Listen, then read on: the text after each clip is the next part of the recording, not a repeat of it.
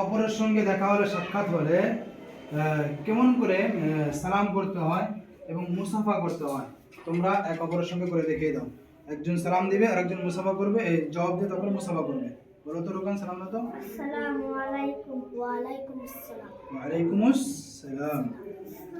মুসাফা কয় হাত দিয়ে করতে হয়? এক হাত দিয়ে। মুসাফা এক হাত দিয়ে করতে হয়। প্রথমে সালাম, তারপরে মুসাফা করতে হয়। মুসাফা করার কোনো দোয়া আছে? নেই। মুসাফা করার কোনো দোয়া নেই। তাহলে তোমরা কি শিখতে পারলে আজকে? যে এক মুসলমান আর এক মুসলমান ভাইয়ের সঙ্গে দেখা হলে সাক্ষাৎ কি করতে হবে? সালাম দিতে হবে। এমনি ভাবে বাড়িতে গিয়েও কি করতে হবে?